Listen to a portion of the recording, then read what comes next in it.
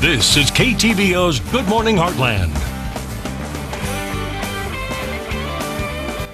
Captain Joe Schilling with the Kirksville Fire Department joins us now. Thanks for coming on today. Thanks for having me. And today we're talking about winter fire safety.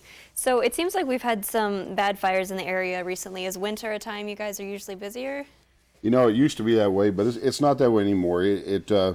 Sometimes when people fire up their furnaces for the first time or use appliances that they haven't checked out or had serviced, we get those occasional fires flare up from them, but it's not really a pattern for the winter. It's just a pattern of people that are keeping up on the service of their equipment. And what do you have to do to service those equipments? Just call a service repairman? Have a serviceman come, check all the filters on it, check all the lines, make sure that the gas flow is flowing good, or the belts are working good on the motors, or anything that is mechanical in nature can fail. So if you get somebody come in there and take a look at it, can help you maybe not have one of those fires that cause a lot more damage and lose things. Just one little thing you can do that could be one little thing can cause those. All right, and as a firefighter, what is maybe the one or a few things you wish everyone knew about fire prevention and safety? Well, things are going to happen, and you can prevent as much as you can by making sure everything is working right and doing right. But, the first line of defense is the smoke detectors. Have smoke detectors in your home, make sure that they have batteries in them and they're working.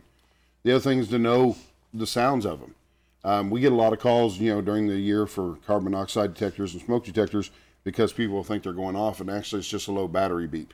Because It's a beep that it is kind of, every minute it'll beep a couple times or every 30 seconds. And to know the difference between that and when you hit the button and it actually alarms, and really loud and annoying type alarm. So, that's your first line of defense. The other things are, making sure everything is working right.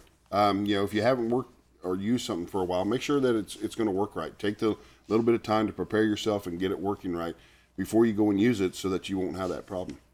And have the whole family know what that sound is like. Yeah, and then have an escape plan. There's a lot of people out here, we pushed it for years about escape plan, but, knowing where people are, knowing where you're supposed to meet, and knowing that everybody gets out of the building is probably the most important thing. And it's amazing how many people still don't practice that. They'll say they talk once about it, but if it's not something that you practice, when chaos happens, people don't follow the plan if they don't know it like the back of their hand.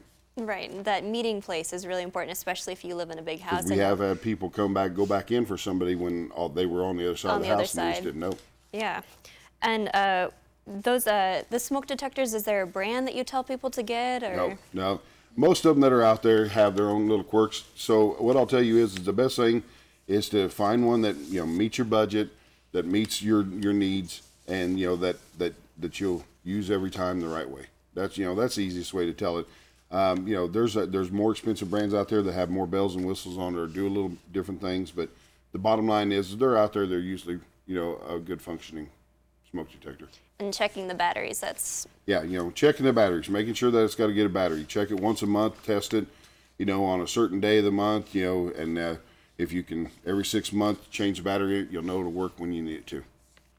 And we've had an apartment fire recently. What should people who live in apartments need to know about fire safety? It's the same thing. I mean, make sure your landlord is keeping up stuff, make sure it's being serviced right, make sure you have smoke detectors, fire extinguishers in your home. Make sure you have all these things that when it happens, you're prepared to take care of it. Because if they're not there, then you're going to see us coming up with our big trucks and lights on, and it's usually not a good situation when that happens. It's not good to see that pulling in the driveway. We're glad to do it, but we'd rather you prevent it and not have it than to need us then.